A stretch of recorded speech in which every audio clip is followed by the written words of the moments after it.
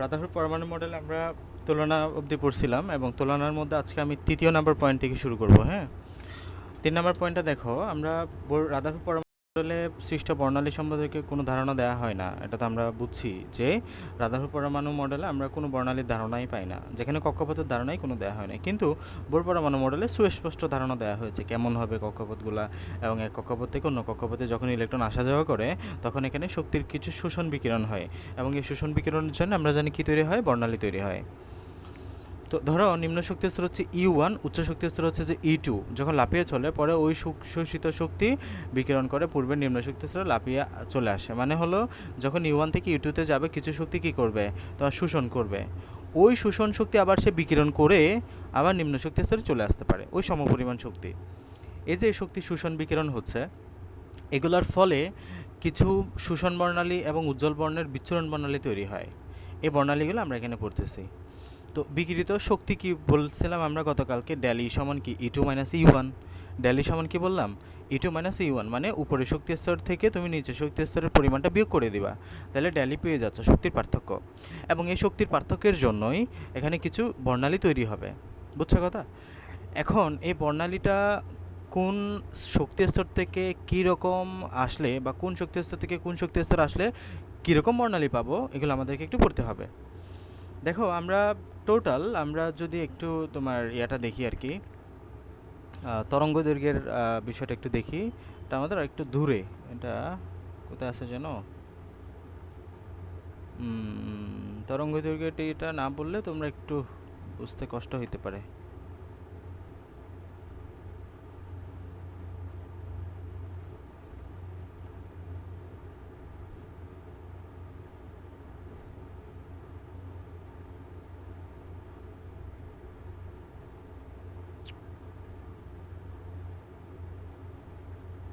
কই গেল?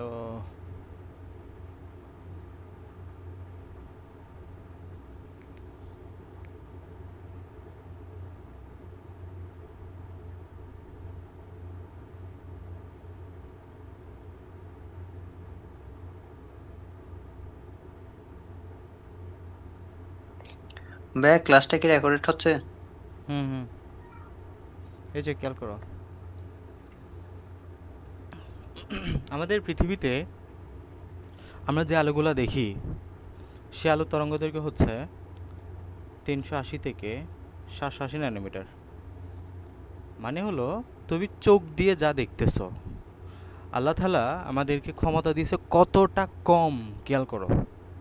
হ্যাঁ, আমরা সৃষ্টির সেরা জীব, তবে আমাদের আশেপাশে আল্লাহ তাআলার যে আরও সৃষ্টি, এটা কতটুকু বিস্তৃত এটা আমরা এখান থেকে ধারণা পেতে পারি। এবং মাত্র মাত্র আমরা মানব চক্ষু দিয়ে, মানুষের চোখ দিয়ে 380 থেকে 700 ন্যানোমিটার তরঙ্গ দৈর্ঘ্যের মধ্যে হলেই সেটাকে আমরা দেখতে পাই। এই রেঞ্জের কোনো তরঙ্গ দৈর্ঘ্য যখন আমাদের চোখে এসে পড়ে তখন সেই বস্তুটাকে আমরা দেখতে পাই, বুঝছো কথা? তো এখানে আবার বাঘ আছে, বেনিয়া সহকলা, এবং এটা হচ্ছে দৃশ্যমান আলোর তরঙ্গ দৈর্ঘ্য। এই যে দৃশ্যমান আলোর তরঙ্গ দৈর্ঘ্য 380 থেকে 780, একদম মুখস্থ, পুরো চারটায় মুখস্থ রাখবে।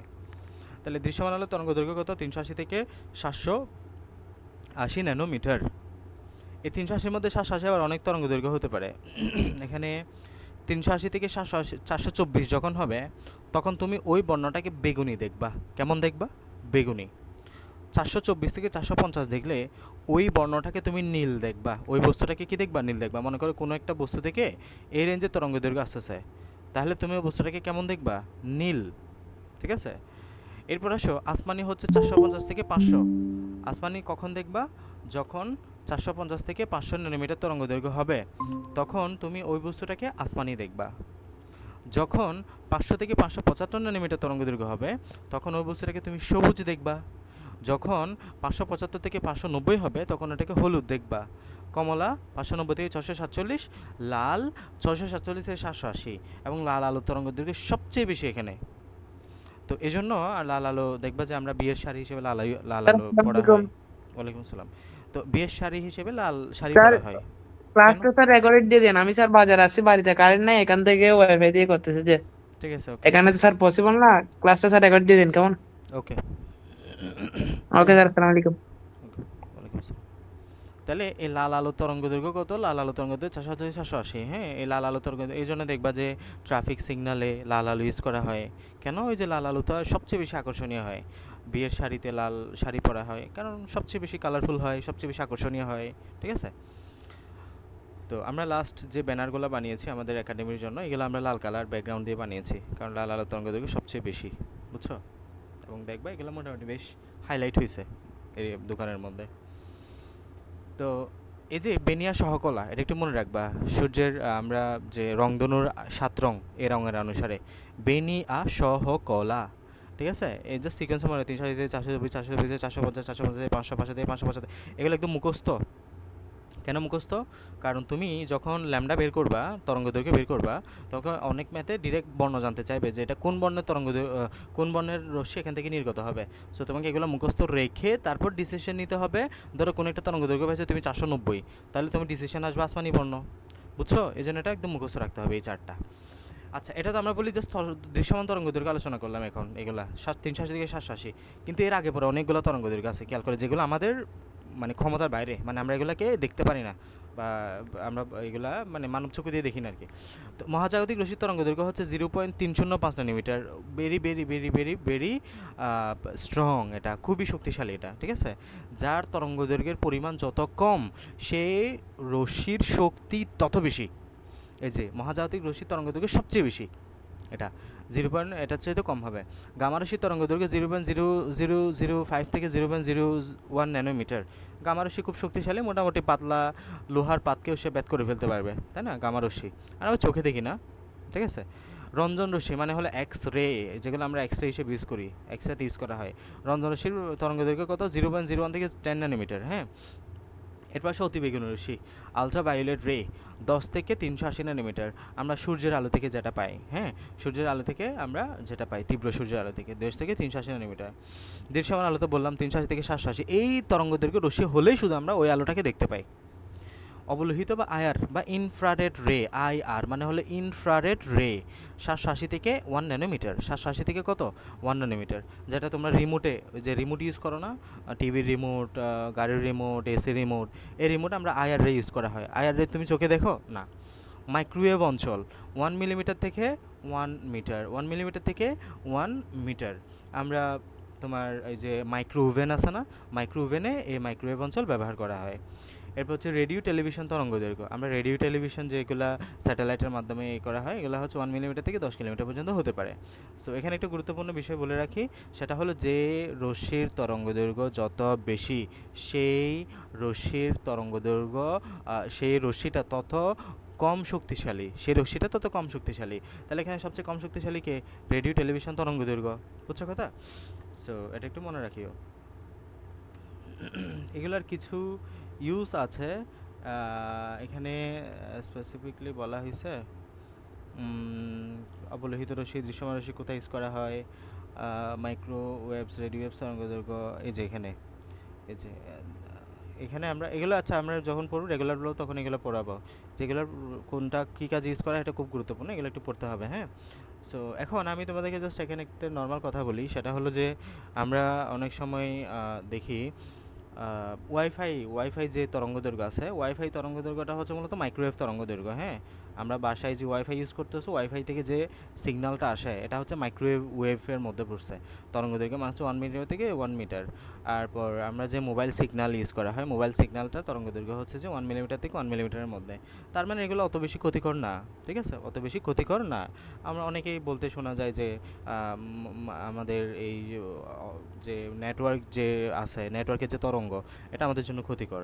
মোটামুটি এটা আমরা দেখতে পাচ্ছি একদম নিচের সারিতে চলে আসছে না, মাইক্রোওয়েভ তরঙ্গ দৈর্ঘ্য মোটামুটি অনেক বেশি বলা যায় উপরে যেগুলো আছে এগুলো থেকে। সো এগুলো আমাদের জন্য অতটা আসলে ক্ষতিকর হবে না আশা করি, হ্যাঁ। সো এটা একটু জেনে রাখো, বললাম আর কি, যেহেতু আমরা তরঙ্গ দৈর্ঘ্য নিয়ে পড়তেছি। সো এই তরঙ্গ দৈর্ঘ্যগুলো তোমার আইডিয়াটা লাগবে, কোনটা তরঙ্গ দৈর্ঘ্য কেমন, বেশ করে দৃশ্যমানটা আমরা বললাম, হ্যাঁ। তাহলে এখান থেকে একটা বিষয় আমি ক্লিয়ার করি, যেগুলো সবচেয়ে বারবার আমরা ফেস করব। দৃশ্যমানের আগে হচ্ছে যে অতিবেগুনি। দৃশ্যমানের আগে কি? দৃশ্যমানের আগে হচ্ছে অতিবেগুনি, আর দৃশ্যমানের পরে হচ্ছে অবলোহিত। দৃশ্যমানের আগে কি? দৃশ্যমানের আগে হচ্ছে অতিবেগুনি, আর দৃশ্যমানের পরে হচ্ছে অবলোহিত। দৃশ্যমানের আগে অতিবেগুনি, দৃশ্যমানের পরে অবলোহিত, হ্যাঁ। তাহলে এবার আমরা ওখানে ফিরে যেতে পারি।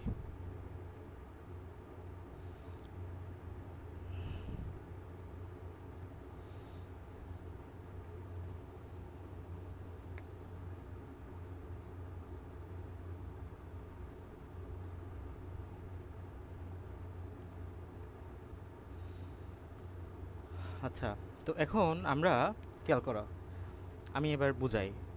ধরো এটা হচ্ছে একটা আমাদের সেল। তো এখানে বিভিন্ন কক্ষপথ আমি আঁকতেছি। তুমি সব সময় আমি যে কথাটা বলতেছি এটা মনে রাখবা। তুমি চিন্তা করবা কোথায় আসতেছে। কি চিন্তা করবা? কোথায় আসতেছে ইলেকট্রনটা, কোথায় আসতেছে, এই ডিসিশনটা নিয়েই তুমি ফাইনাল করবা তোমার সিদ্ধান্ত। তো যদি ইলেকট্রনটা 1 নাম্বার শক্তি স্তর আসে, ধরো 2 নাম্বার থেকে আসতে পারে, 3 নাম্বার থেকে আসতে পারে, 4 নাম্বার থেকে আসতে পারে, আমি বারবার বলতেছি তুমি চিন্তা করবা কোথায় আসতেছে। খুদ থেকে আসতেছে সেটা আপাতত তোমার মাথা নাগামানেও চলবে। তাহলে তুমি ডিসিশন নিবা কোথায় আসতেছে। 1-এ আসতেছে, চোখ বন্ধ করে লাইম্যান সিরিজ। 2-এ আসতেছে, চোখ বন্ধ করে বামার সিরিজ। 3-এ আসতেছে, পেস্টেন সিরিজ। ওকে, তাহলে 1-এ আসলে লাইম্যান কোত্থেকে আসবে, 1-এর উপরে কি কি আছে? 2 আছে, 3 আছে, 4 আছে, 5 আছে, 6 আছে, 7 আছে, যে কোনো জায়গা থেকে আসতে পারে। 2-এ আসতেছে, কোত্থেকে আসতে পারে? 3 থেকে আসতে পারে, 4 থেকে আসতে পারে, 5 থেকে আসতে পারে, 6 থেকে আসতে পারে। 4-এ আসতেছে, কোত্থেকে আসতে পারে? 5-এ, 6-এ আসতে পারে না? তাহলে খেয়াল করো, যখন যখন কোনো ইলেকট্রন এই 1 নাম্বার শক্তি স্তর আসবে, এদিকে এটা হচ্ছে শক্তি স্তর নাম্বার। যদি 1 নাম্বার শক্তি স্তর আসে, তুমি কোন বর্ণের রশ্মি পাবা? Lyman series. এবং লাইম্যান সিরিজের বর্ণ হচ্ছে অতিবেগুনি অঞ্চল। আমরা এখনই পড়ে আসছি ইউভি রে, আলট্রাভায়োলেট রে। ঠিক আছে, ওই যে আমাদের দৃশ্যমানের আগের 10 থেকে 380 ন্যানোমিটার এটার রেঞ্জ, এই যে 10 থেকে 380। আর এটা কত? 380 থেকে 780। আর এটা কত? 780 থেকে 1 mm অবলোহিত বা আয়ার, যেটা রিমোটে পাই। তাহলে দেখো, যদি 1-এ আসে যে কোনো জায়গা থেকে, যে দেখো 2 থেকে আসতে পারে, 3 থেকে আসতে পারে, 4 থেকে আসতে পারে, এই যে 5 থেকে আসতে পারে, 6 থেকে আসতে পারে, 7 থেকে আসতে পারে। থেকে আসছে সেটা দেখার বিষয় না। তুমি দেখবা কোথায় আসতেছে। 1-এ আসলে লাইম্যান, 2-এ আসলে বামার। থেকে আসতে পারে যে 3, 4, 5, 6, 7। তাহলে 2-এ আসলে বামার, 3-এ আসলে পেস্টান। থেকে আসতে পারে 4, 5, 6, 7। বুঝছো কথা? এভাবে করে মনে রাখবা। আর 1-এ আসলে কি বললাম? Lyman series. 2-এ আসলে বামার সিরিজ। 3-এ আসলে প্রেস্টন সিরিজ। 4-এ আসলে ব্রাকেট সিরিজ। 5 আসলে ফোন সিরিজ। 6 আসলে হামপ্রিন্স সিরিজ। ওকে, তাহলে 1-এ আসলে লাইম্যান, লাইম্যানের বর্ণ কেমন? অতিবেগুনি। বামার সিরিজ কেমন? দৃশ্যমান। বামার সিরিজ কেমন? দৃশ্যমান। একমাত্র একমাত্র কোনো ইলেকট্রন যদি 2-এ আসে, ওটাই দৃশ্যমান বর্ণ দেখাবে এবং ওটা তুমি চোখে দেখতে পাবা। ওটা তুমি চোখে দেখতে পাবা। এবং এখানে তোমাকে বিভিন্ন রেঞ্জ, তোমাকে বিভিন্ন ম্যাথমেটিক্যাল টার্ম আসতে পারে, যে দৃশ্যমান বর্ণের তোমাকে বের করতে হবে এক্স্যাক্টলি কোন বর্ণটা তুমি দেখবা। তাহলে ওই সিকোয়েন্সটা তোমার বেনিয়ে সকালে মাথায় রাখতে হবে। 380 থেকে 424, 424 থেকে 450, 450 থেকে 550, 500 থেকে 575, 575 থেকে 690, 690 থেকে 647, দেন 780। তাহলে এটা বেনিয়া সহ কলা সিরিয়ালি মনে রাখবা কোন বর্ণটা পাচ্ছ তুমি। তো এটা হচ্ছে আমাদের পড়া, এই যে লাইম্যান থেকে অতিবেগুনি, বামার থেকে দৃশ্যমান। একমাত্র বামারটাই আমরা চোখে দেখি, বামার সিরিজটা আমরা চোখে দেখি। হ্যাঁ, এটা দৃশ্যমান অঞ্চল। বামারটা কখন পাচ্ছি? 2-এ আসলে। তাহলে সিরিয়ালি মনে রাখো, লাইম্যান, লাইম্যান 1-এ আসলে লাইম্যান, 2-এ আসলে বামার, 3-এ আসলে পেস্টেন। এইভাবে আমি যেভাবে বলতেছি ওইভাবে পড়বা।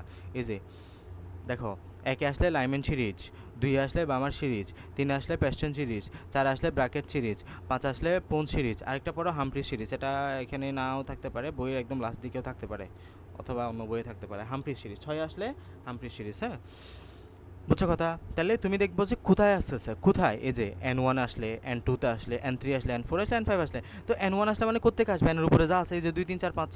N2-তে আসলে মানে কোত্থেকে আসবে? যার উপরে, তার উপরে যা আছে, 3, 4, 5, 6। 3 আসলে কোত্থেকে আসবে? এই 4, 5, 6, 7।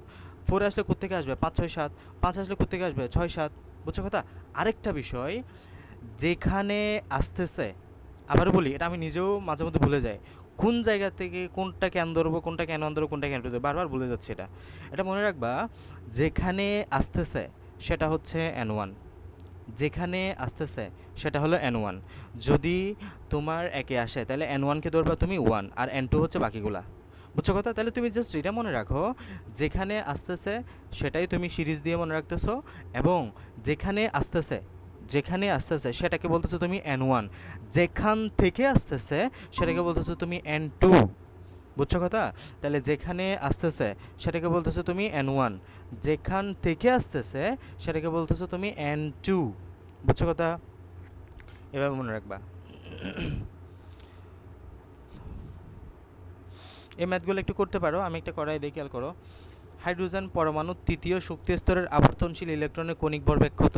বের করতে হবে কি কণিক ভরবেগ, মানে কি এমবিআর। এমবিআর যেগুলো কি জানো, এনএইচ বাই টু পাই, গতকাল পড়ছিলাম। এইচ বাই টু পাইয়ের পূর্ণগুণিতক এন, কণিক ভরবেগের মান, এটা বোর পরমাণু মডেল থেকে আমরা পাই। তাহলে এমবিআর যেগুলো এনএইচ বাই টু পাই, তৃতীয় শক্তি স্তর বলছে না, তার মানে এন এর মান কত? এন এর মান 3, এইচ এর মান কত? 6.626 জুল সেকেন্ড। এর মান বের করে ফেলো, জাস্ট বসাই দিবা মানগুলো, সব তো জানা আছে। এন এর মান 3, এইচ এর মান জানো মুখস্থ, এই যেটা, দেন বসাই দিলে আনসার বেরিয়েছে, মানে শুধু এন এর মানটা জানতে হয় এখানে। এগুলো আমরা মোটামুটি শিখিতে করব, তোমরা চাইলে একটু প্র্যাকটিস করতে দেখতে পারো, করলে ভালো আর কি। এটা লাগবে না ফর অ্যাডভান্স, বাট এখান থেকে এটা একটু আসে পরীক্ষার মাঝে মধ্যে। বোর ব্যাসার্ধের মান কত? এটা তো পড়ছি ইতিমধ্যে। বোর ব্যাসার্ধের মান হচ্ছে 0.5292 ইন্টু 10⁻8 সেন্টিমিটার, ঠিক আছে। আর অ্যাটমিক মাস ইউনিট, এটা কি? এএমইউএন, অ্যাটমিক মাস ইউনিট, এটা হচ্ছে যে এএমইউ, একটু দাঁড়াও,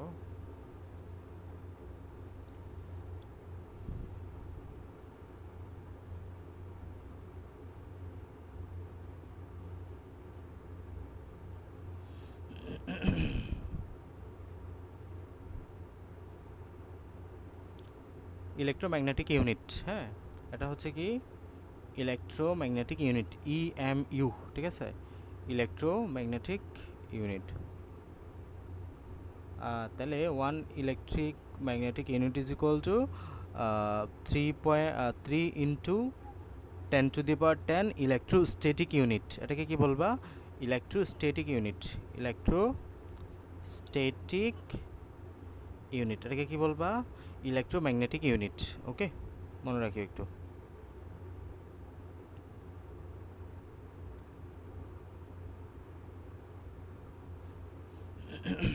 তাহলে এখান থেকে মোটামুটি এগুলো লাগবে। তাহলে বোর রেডিয়াস কত? বোর রেডিয়াস হচ্ছে 0.5292 ইন্টু 10⁻8 সেন্টিমিটার। ওকে, এটা লাগবে।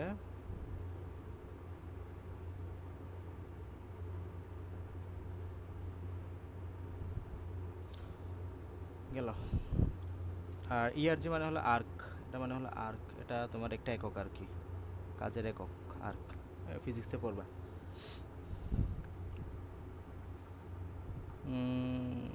লাগবে না এগুলা। এখন আসলে আমরা একটু একটু ভিতরে ঢুকি, সেটা হচ্ছে ফার্স্ট আলোচনা করবো আমরা পরমাণু মডেল সম্পর্কে, তরঙ্গ বলবিদ্যা এবং শ্রোডিঞ্জারের তরঙ্গ সমীকরণ। তো তরঙ্গ বলবিদ্যা মডেল এবং শ্রোডিঞ্জারের তরঙ্গ সমীকরণ মোটামুটি মাঝে মধ্যে আসে আর কি, এগুলো অত গুরুত্বপূর্ণ না। তারপর যা আসে আমি এগুলো মোটামুটি বলেই দিচ্ছি ভালো মতো।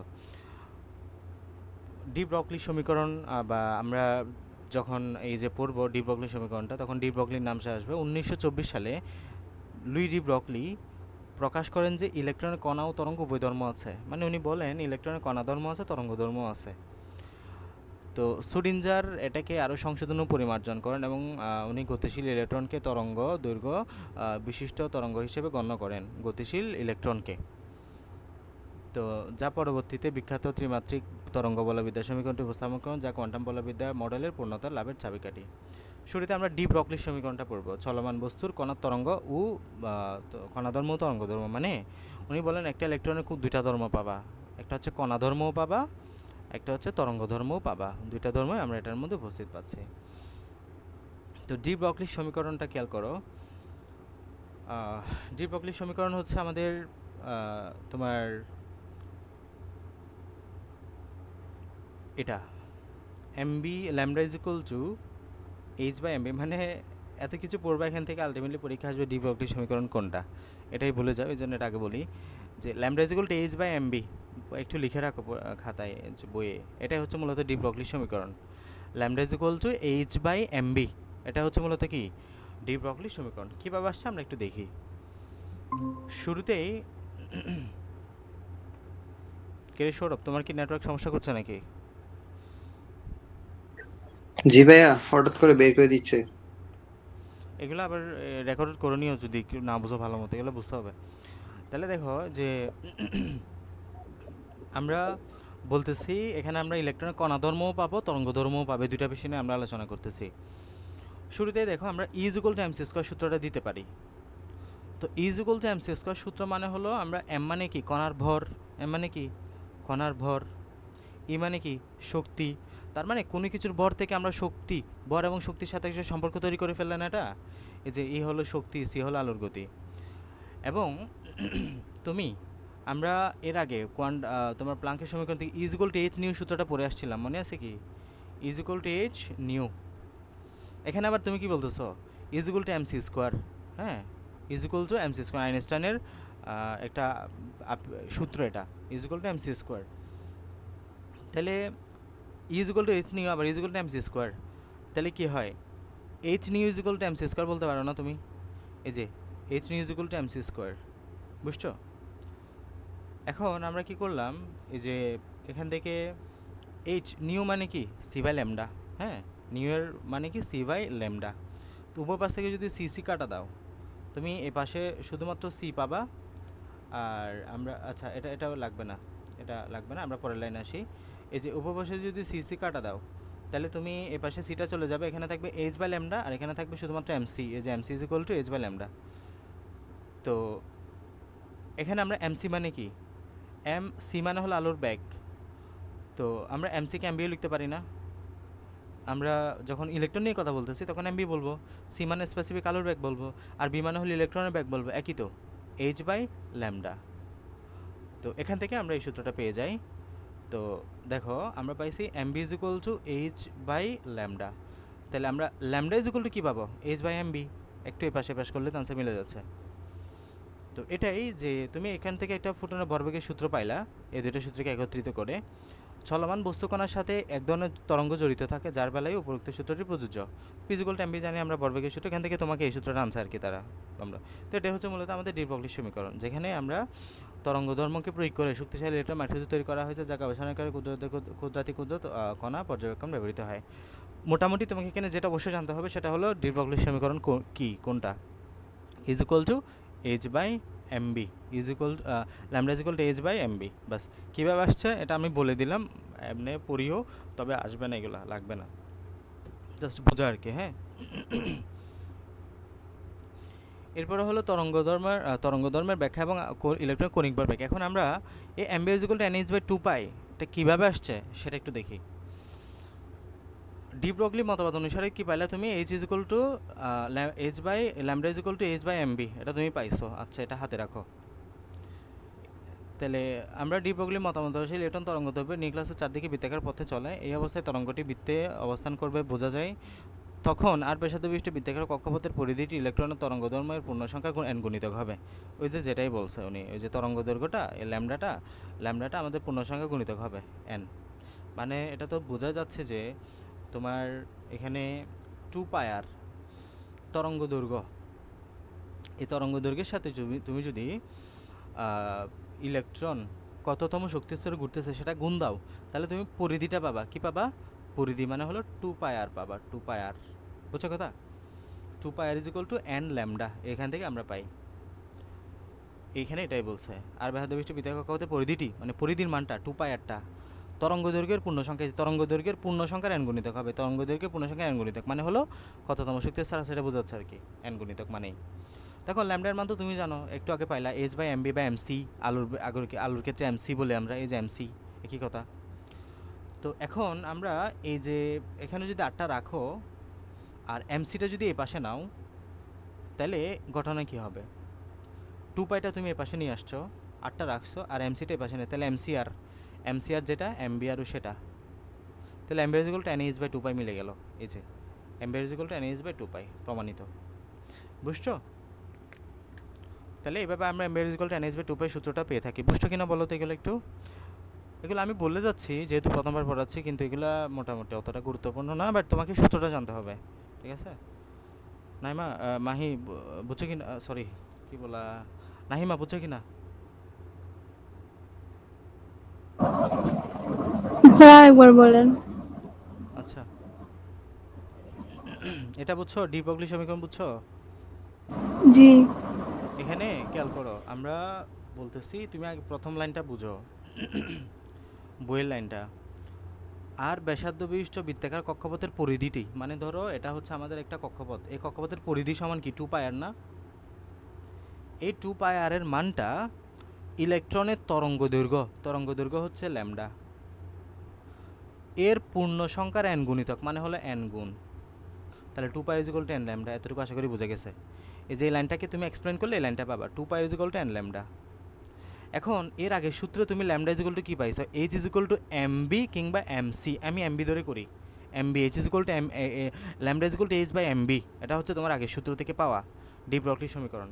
তাহলে এখানে ল্যামডা এর জায়গায় তুমি h বাই mb বসাই দিতে পারো না, mc এর জায়গায় b চিন্তা করো তুমি। c মানে হলো আলোর বেগ আর b মানে হলো নর্মাল বেগ, দুইটাই বেগ একই কথা, c মানে স্পেসিফিকলি আলোর বেগ বোঝায়।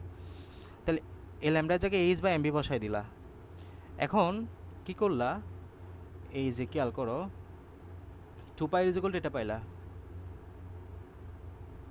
nh by mb। এখন আমি এই mb-টাকে এই পাশে নিয়ে আসবো, উপরে নিয়ে আসবো, mb আর বা গুণ আকারে গেছে, এই 2 পাইটাকে নিচে নিয়ে আসবো, এ হয়ে গেল তো mb equal to nh by 2 pi. এই যে mb equal to nh by 2 pi, just 8টাকে এই পাশে রাখছি আর mb-টাকে এই পাশে নিয়ে গেছি, 2 পাইটাকে নিচে নিয়ে আসছি, সিম্পল, এতটুকু আর কিছু করি নেই, এটাই। বুঝছো? জি।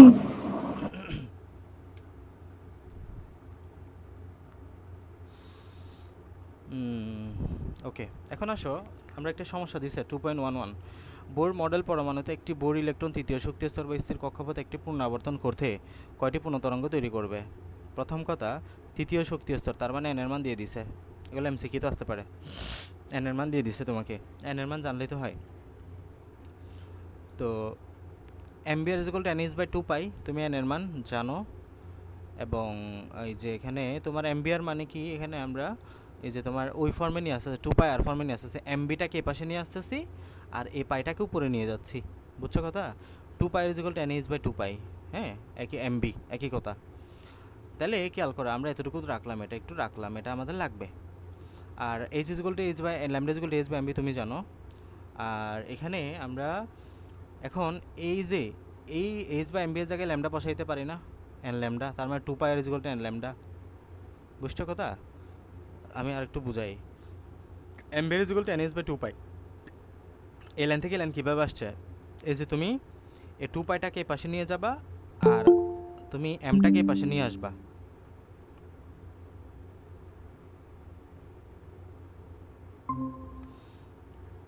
তাহলে m বের equal to nh by 2 pi, তুমি mবটাকে নিচে নিয়ে আসবা আর 2 পাইটাকে উপরে নিয়ে আসবা গুণাকারে, বর্জগুণন। তাহলে 2 pi equal to nh by ল্যামডাটা পাবা তুমি, কি পাইছি আমি? 2 পাই ইকুয়াল টু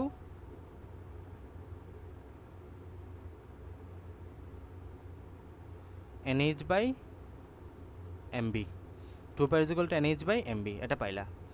এখন আমি একটু আগে কি বলছি, lambda equal to h by mb, এটা ডি ব্রগলি সমীকরণ ছিল, lambda equal to h by mb। এখন h by mb equal to lambda না, তুমি 2 পাই আর ইকুয়াল টু এই h বাই mb এর জায়গায় তুমি ল্যামডা বসায় দাও, অ্যান্ড ল্যামডা, তোমাকে এর মান কত বলছে? 3, তৃতীয় শক্তি স্তর, তার 2 পাই ইকুয়াল টু 3 ল্যামডা, এই যে 2 পাই ইকুয়াল টু 3 ল্যামডা, এর মান 3 বলছে, সুতরাং তৃতীয় কক্ষপথের পরিধি কত? 3 ল্যামডা। 2 পাইয়ের মানে কি? পরিধি। এই যে 3 ল্যামডা আমরা জানি কতবার ঘুরবে, এটা আমাদের ল্যামডা বা তরঙ্গদৈর্ঘ্যের গুণিতক হয়।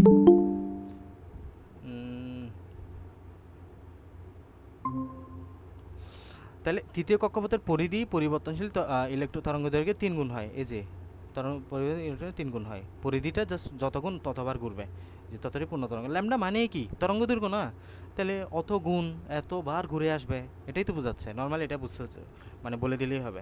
তাহলে কতবার ঘুরবে? আমাদের 3বার এটা পূর্ণতরঙ্গ সৃষ্টি করবে, আনসার এটাই। বুঝছো? তার মানে তুমি একটু মুখস্থই করে ফেলতে পারো এটা। তৃতীয় শক্তি স্তরের ক্ষেত্রে 3বার, চতুর্থ শক্তি স্তরের ক্ষেত্রে সেম 4বার পাবা। ওকে, এন এর মান যত পাবা তত, যেহেতু এখানে আলটিমেটলি আমাদের 2π=n ল্যামডা না, সো তোমাকে যদি পঞ্চম শক্তি স্তর বলে তাহলে কয়বার ঘুরবে? 5বার, 5টি পূর্ণতরঙ্গ সৃষ্টি করবে। চতুর্থ শক্তি স্তর বললে তোমার 4টি পূর্ণতরঙ্গ তৈরি করবে। তাহলে এমসিকিউতে আসলে এত বড় আর ম্যাথ করতে হবে না, তুমি ডিরেক্ট মুখস্থ করে বলে দিতে পারবা। এভাবে একটু করিও, হ্যাঁ। এখন আসো হাইজেনবার্গের অনিশ্চয়তা নীতি। হাইজেনবার্গের অনিশ্চয়তা নীতি মোটামুটি আমাদের একটু বুঝতে হবে। তো হাইজেনবার্গের অনিশ্চয়তা নীতি বলতে আমরা মূলত কী বুঝবো, যে উনি বলেন, জাস্ট সিম্পলি আমার ভাষাটা বুঝে নাও, বইয়ের ভাষাটা একটু তোমাদের কঠিন লাগতে পারে, যে একটা ইলেকট্রন এখানে আছে, এই ইলেকট্রনের অবস্থান আছে, এই ইলেকট্রনের ভরবেগ আছে। তো উনি বলেন ইলেকট্রনের অবস্থান ও ভরবেগ তুমি কখনো একই টাইমে নির্দিষ্ট সময়ে সঠিকভাবে বের করতে পারবা না। তুমি বের করতে তুমি পারবা, তবে সঠিক হবে না, ভুলের পরিমাণ বেশি হবে। যে কোনো একটা সঠিকের মাত্রা বেশি হলে অপরটা হয়ে যাবে তোমার ভুল, অপরটা বেশি ভুল হবে, অপরটা বেশি ভুল হলে অপরটা বেশি সঠিক হবে। বিষয়টা কিন্তু এমন, সো এভাবে করে মনে রাখিও। তো এটা হচ্ছে হাইজেনবার্গের অনিশ্চয়তা নীতি, মানে আনসার্টেন প্রিন্সিপাল, যে কোনো একটা তোমার কাছে অনিশ্চিত হবে। তো ইলেকট্রন কণা ও তরঙ্গদৈর্ঘ্য থাকায় হাইজেনবার্গের প্রমাণ করেন যে গতিশীল কণার অবস্থান নির্ভুলভাবে নির্ণয় করা যায়, ভরবেগ অনিশ্চিত হয়ে পড়ে। মানে যখন তুমি কণার অবস্থান বের করতে যাচ্ছ তখন ভরবেগটা অনিশ্চিত, মানে নির্ভুলভাবে বের করতে পারবে না। কণার ভরবেগ যখন নির্ভুলভাবে নির্ণয় করবে তখন কণার অবস্থান অনিশ্চিত হয়ে পড়ে। একে হাইজেনবার্গের অনিশ্চয়তা নীতি বলা হয়। সুন্দর মতো পড়ে নিবা। তাহলে আমি যে ভাষায় বলছি নিজের ভাষায় বলতে পারো। কোনো কণার অবস্থান ও ভরবেগ তুমি নির্দিষ্ট সময়ে সঠিকভাবে নির্ণয় করতে পারবে না। একটা বের করতে গেলে নির্ভুলভাবে অপরটা অনিশ্চিত হয়ে পড়বে, এটাই হচ্ছে মেন কথা। আমাদের এখানে একটা সমীকরণ দেওয়া আছে, এই সমীকরণটা তোমাকে একটু বুঝতে হবে। আমি বলি, দেখো, ডেল এক্স গুণন ডেল পি h/4π। এখানে একটা গ্রেটার দেন ইকুয়াল চিহ্ন দেওয়া আছে না? গ্রেটার দেন ইকুয়াল মানে কি? বড়ও হইতে পারে, সমানও হইতে পারে। আমি তোমাকে সমান চিহ্ন দিয়ে বুঝাই। ধরো এটা সমান, যেহেতু গ্রেটার দেন ইকুয়াল দেওয়া আছে তার মানে সমানও তো হইতে পারে। ধরো তুমি সমান, আমি লজিক্যালি বোঝানোর জন্য সমান চিহ্ন ধরতেছি। ধরো ডেল এক্স মানে কি? অবস্থানের ত্রুটি। ডেল এক্স মানে কি? অবস্থানের ত্রুটি। ডেল পি মানে কি? ভরবেগের ত্রুটি। ভরবেগের ত্রুটি। আচ্ছা, ডেল এক্স যদি তুমি কম পাও তার মানে অবস্থানটা একদম সঠিক, মানে ত্রুটি কম। ডেল এক্স মানে কি বললাম? অবস্থানের ত্রুটি। ডেল পি মানে কি বললাম? ভরবেগের ত্রুটি। তাহলে ডেল এক্স যদি তুমি কম পাও তার মানে অবস্থান একদম সঠিকভাবে তুমি বের করতে যাচ্ছ। ডেল পি কম পেলে তার মানে ভরবেগের ত্রুটি কম, তার মানে ত্রুটি কম, তার মানে ভরবেগ তোমার সঠিক বের হচ্ছে সঠিকভাবে। ভরবেগের তোমার সঠিক হওয়ার প্রবণতা বেশি। তাহলে ডেল এক্স যদি বেশি হয় তার মানে অবস্থান অনিশ্চিত, মানে অবস্থানের ত্রুটি বেশি। ডেল পি যদি বেশি হয় তার মানে হলো ভরবেগের অনিশ্চিত, মানে ভরবেগের ত্রুটি বেশি। আচ্ছা, তাহলে ডেল এক্স মানে অবস্থানের ত্রুটি, ডেল পি মানে হলো ভরবেগের ত্রুটি। এতটুকু মনে রাখো। আমি উদাহরণ দিয়ে তোমাকে একটা বিষয় বুঝাই। h/4p এটা হচ্ছে কনস্ট্যান্ট মান। এটা কেমন? কনস্ট্যান্ট মান। কেন কনস্ট্যান্ট? এইচ এর মানও কনস্ট্যান্ট, 4 নিজে কনস্ট্যান্ট, পাই নিজে কনস্ট্যান্ট। এইচ এর মান 6.626 10^34, 4 সমান 4, পাই সমান 3.1416। তাহলে এটা 4 একটা কনস্ট্যান্ট মান না? তো এই সমীকরণ দিয়ে আমরা হাইজেনবার্গের অনিশ্চয়তা নীতিটা বুঝতে পারি। কিভাবে? ধরো আমি এই সিচুয়েশনের আকারে তোমাকে একটু সহজভাবে বোঝাই, বিষয়টা সহজে বুঝে যাবা। ধরো এটা হচ্ছে 18 গুণন 9, সহজ করে ধরি, 9 গুণন 4 ইজ ইকুয়াল টু 4 9 36। আমি এইখানে ইকুয়াল গ্রেটার দেন ইকুয়াল না, তার মানে সমান চিহ্ন, আমি সমান চিহ্ন দিয়ে তোমাকে বুঝাই দিচ্ছি। 36 এটা ফিক্সড মান, এদিকেও h/4π ফিক্সড মান, নো চেঞ্জ। কখনো চেঞ্জ হবে না, 34ও চেঞ্জ হবে না। চেঞ্জ করা হয় 9কে, হয় 4কে, বাট এমনভাবে চেঞ্জ করতে হবে যেন সমান চিহ্ন একই থাকে, মানে সমান চিহ্নের কোনো চেঞ্জ না হয়, মানে সমান থাকতে হবে, এমনভাবে চেঞ্জ করো। তুমি 9কে যদি সামহাও 3 করো, 9কে যদি তুমি সামহাও 3 করো, তাইলে এখানে সমান 34 রাখার জন্য তোমাকে 4কে কত করতে হবে, 3 12 34, 12 করে ফেলতে হবে। তার মানে তুমি যখন 9 এখানে যেটা আছে এটা যদি ডেল এক্স চিন্তা করো, এটা হচ্ছে ডেল পি। তুমি যখন ডেল এক্সটা কমিয়েছো, ডেল পি অটোমেটিক্যালি বেড়ে গেছে, 4টা 12 হয়ে গেছে, এদিকে 34 আছে, ফিক্সড মান, ফিক্সড ভ্যালু। আবার উল্টাভাবে চিন্তা করো, তুমি ধরো এই 4টাকে এখন 2 করছো, ইজ ইকুয়াল টু 34, কিন্তু ফিক্সড এখানে 34 চেঞ্জ হবে না, এটা কনস্ট্যান্ট মান বললাম, ইনটু তুমি এখানে যদি 4টাকে 2 করো, মানে হলো ডেল পি এর মান তুমি যদি কমাও, 4 থেকে 2 কমাও, তাহলে অল্টারনেটিভলি এখানে 34 মিলানোর জন্য 9টা 18 হয়ে যাবে, 18 দুগুণে 36। মানে বোঝাইতে চাচ্ছি, তুমি যদি একটা চেঞ্জ করো অপরটা অটোমেটিক্যালি চেঞ্জ হয়ে যাবে। হ্যাঁ, এই যে তুমি যখন ভরবেগের ত্রুটি কমাইছো, মানে ভরবেগকে নির্দিষ্টভাবে বের করতে যাচ্ছ, অবস্থান অটোমেটিক্যালি অবস্থানের ত্রুটিটা বেড়ে গেছে, মানে অবস্থান অনিশ্চিত হয়ে যাচ্ছে। সেমভাবে তুমি যখন ডেল এক্সের মান কমাইছো, তখন ভরবেগের মানটা অনিশ্চিত হয়ে যাচ্ছে, কারণ ভরবেগের ত্রুটি বেড়ে গেছে। এটাই, ডেল এক্স বেড়ে গেলে ডেল পি কমবে, ডেল পি বেড়ে গেলে ডেল এক্স কমবে, এই h/4 পাই ধ্রুবক। এটাই হচ্ছে আমাদের হাইজেনবার্গের অনিশ্চয়তা নীতি, del x into del p greater than equal h/4 pi. তাহলে এটাই আমাদের এখানে বাসায় বলা আছে, কণার অবস্থান নির্ভুলভাবে নির্ণয় করা যায় না, তখন এর ভরবেগ অনিশ্চিত হয়ে পড়ে। তাহলে হয় অবস্থান না হয় ভরবেগ, তুমি যে কোনো একটা সবসময় বের করতে পারবা। আমার এই কথার এক্সপ্লেনেশন হয়তো এখানে দেওয়া আছে, বাট তোমরা আশা করি বুঝে গেছো। এই শ্রোডিঞ্জারের তরঙ্গ সমীকরণ অতটা গুরুত্বপূর্ণ না, একবার রিডিং পড়তে পারো বড় জোর। শ্রোডিঞ্জারের তরঙ্গ সমীকরণ তখনই ভালো মতো করে বুঝবো যখন আস্তে আস্তে আমরা ইলেকট্রন বিন্যাসে ঢুকবো। ইলেকট্রন বিন্যাসে আপাতত আমরা যাচ্ছি না, অনেক সময় লাগবে আরও যাইতে, আপাতত মানে জাস্ট এটা একটু বুঝো। বোর পরমাণু মডেলে হাইজেনবার্গের অনিশ্চয়তা নীতি, ডি ব্রগলির কণাধর্ম তরঙ্গধর্ম দ্বিতীয় সম্পর্ক, ইলেকট্রনিক্সের শক্তি স্তরের ধারণা, বর্ণালী ব্যাখ্যা নিখুঁত দিতে পারে না। এই তিনটি বিষয়কে গণ্য করা 1926 সালে একটি মডেল প্রস্তাব করেন, যেখানে ধরা হয় ইলেকট্রনকে তরঙ্গ কণারূপে গণ্য করা হয়। এই তরঙ্গরূপী ইলেকট্রনকে ধনাত্মক চার্জযুক্ত নিউক্লিয়াসের চারদিকে ত্রিমাত্রিকভাবে ঘূর্ণায়মান থাকে।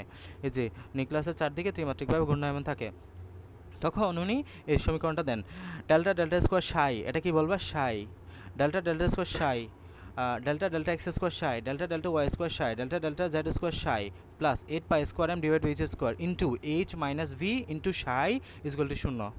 ঠিক আছে, এটা দিয়ে কখনো ম্যাথ আসবে না, ম্যাথ আসে না, বা এটা পরীক্ষা আসেও না। ঠিক আছে, এটা জাস্ট স্কিপ করতে পারো তুমি চাইলে, বাট একবার পড়ে রাখতে পারো। শ্রোডিঞ্জারের তরঙ্গ সমীকরণ নামে কিছু একটা ছিল তোমার বইয়ে। এরপরে সাই দ্বারা আমরা কি বুঝি, আচ্ছা একটু মনে রাখিও। সাই, এই সাই মানে হলো আইজেন ফাংশন, আইজেন ফাংশন, এবং এখানে এই সাইয়ের মান দ্বারা তো সাইয়ের কোনো ভৌত তাৎপর্য নেই, তো এটি শুধু ইলেকট্রন তরঙ্গের বিস্তৃতি প্রকাশ করে। সাই স্কোয়ারের মান বিশেষ অর্থ প্রকাশ করে, সাই স্কোয়ারের প্রতিটি মান ইলেকট্রন তরঙ্গের তীব্রতার সমানুপাতিক। এগুলো একটু মনে রাখিও। কোনো নির্দিষ্ট শক্তির ইলেকট্রনের সম্ভাব্য অবস্থান নিউক্লিয়াসের চারদিকে কোনো স্থানে হবে, তা সাই স্কোয়ারের মান থেকে জানা যায়। ওই যে অরবিটালের দিকে যাচ্ছে আস্তে আস্তে, ঠিক আছে, অরবিটালের দিকে আস্তে আস্তে যাচ্ছে। সম্ভাব্য স্থান, অরবিটাল মানে হলো ইলেকট্রনের সম্ভাব্য স্থান, 90 থেকে 95% যেখানে সম্ভাবনা থাকে। তো নিউক্লিয়াসের চারদিকে যে নির্দিষ্ট ত্রিমাত্রিক স্থানে কোনো নির্দিষ্ট শক্তির ইলেকট্রন অবস্থান সম্ভাবনা বেশি, যেখানে 90 থেকে 95%, তাকে অরবিটাল বলা হয়। এগুলো আমরা অনেক বিস্তারিত পড়বো, অরবিটাল কি। সো এখান থেকে আপাতত জানো অরবিটাল মানে কি, যেখানে ইলেকট্রন প্রাপ্তির হার 90 থেকে 95%। সাই স্কোয়ারের মান থেকে আমরা এগুলো জানতে পারি, মূলত অরবিটাল প্রকাশ পাই এখান থেকে। সাই স্কোয়ারের মান থেকে আমরা কি কিসের ধারণা পাই, অরবিটালের ধারণা পাই। অরবিটাল মানে কি, যেখানে ইলেকট্রন প্রাপ্তির হার 90 থেকে 95%। বাস এতটুকু জানো। আমরা নেক্সট দিন থেকে মূলত অধ্যায়ে আমরা মাত্র ঢুকতেছি, খুবই গুরুত্বপূর্ণ টপিক কোয়ান্টাম বলবিদ্যা পরমাণু মডেল বা কোয়ান্টাম মেকানিক্যাল অ্যাটম মডেল। এই কারণে আস্তে আস্তে ঢুকবো, কোয়ান্টাম সংখ্যা নিয়ে আলোচনা করবো। আস্তে আস্তে আমরা ভিতরের দিকে ঢুকে যাচ্ছি, অরবিটাল, ইলেকট্রন বিন্যাস, সর্বশেষ এরপরে ইলেকট্রন বিন্যাস, আস্তে আস্তে ভিতরে ঢুকতেছি আমরা। হ্যাঁ, সো আপাতত আজকে আমরা খুবই লাইট টপিক পড়লাম। তোমার শুরুর দিকে এই যে এখানে এগুলো পড়াইলাম, এখান থেকে একটা সিকিউ আসার সম্ভাবনা আছে। সো ভালো মতো করে পড়বে এগুলা। কোথায় আসতেছে, যে কয়েকটা কথা বললাম, কোথায় আসতেছে সেটা দিয়ে তুমি ডিফাইন করবা। লাইম্যান হলে একে আসলে লাইম্যান, 2 আসলে বামা, 3 আসলে পেছে, 4 আসলে বাকেট, 5 আসলে ফোন, 6 আসলে হাম্পিস। এভাবে লাইম্যান হলে অতিবেগুনি, বামা আসলে দৃশ্যমান, পেছন আসলে অতি অবলোহিত। এভাবে করে ডিসিশন নিবা। তারপর দ্বিতীয় কথা বলতেছে, এই সূত্রটা আমি আলোচনা করি নাই, ভুলে গেছি। এই সূত্র দিয়ে একটা ম্যাথ আসবে, ধরো তোমার বার্ষিক পরীক্ষায় অলমোস্ট 99.9999% এবং এইচএসসি পরীক্ষায় আসার সম্ভাবনা থাকা অনেকগুলো ম্যাথ পাবা এই আমাদের গাইডে। এটা নিয়ে 1/λ is equal to RH. RH মানে কি? রিড ভয়েস ধ্রুবক। ওই যে বললাম না, তোমার এখান থেকে যখন একটা ইলেকট্রন যখন ওঠানামা করতেছে তখন এখানে বর্ণালী সৃষ্টি হচ্ছে না, এই বর্ণালীর তরঙ্গ দৈর্ঘ্যটা বের করতেছো তুমি। এই যে 1/λ is equal to RH into 1/n1 square. n1 মানে কি বললাম? যেখানে আসতেছে। 1/n1 মানে কি বললাম? যেখানে আসতেছে। n2 মানে কি? যেখান থেকে আসতেছে। এই দুটো শব্দ ভুলে যাও না, হ্যাঁ? n1 n2 গুলাই ফেললে তোমার আনসার ভুল আসবে। তাহলে n1 মানে হলো যেখান থেকে আসতেছে, n2 মানে হলো যেখানে আসতেছে। একক হলো মিটার ইনভার্স 1/λ যেহেতু। তো আর এইচের মান তো জানো 1.09678 10⁻⁷। আমি দিব না 10⁶ বলতেছিলাম, এটা 10⁻⁷ হবে। ওকে, এই জন্য আমি বলতেছি শিওর হয় নাই। তাহলে আর এইচ বা রিডবার্গ ধ্রুবকের মান কত? 1.09678। এই যে 1.09678 এভাবে মনে রাখো, তাহলে সহজে মনে রাখবে 1.09678 10⁻⁷। ওকে, এটা হচ্ছে আর এইচের এসআই এককের মান। এটাই আমরা এখানে ম্যাথে অ্যাপ্লাই করবো। হ্যাঁ, এগুলো দিয়ে আমরা ম্যাথ করলে আস্তে আস্তে ক্লিয়ার হয়ে যাবে। সর্বশেষ আমরা হাইজেনবার্গের অনিশ্চয়তা এবং এগুলো নিয়ে মোটামুটি আলোচনা করলাম। হ্যাঁ, ভালো মতো করে পড়ি এতটুকু। কার কোনো কোয়েশ্চেন আছে?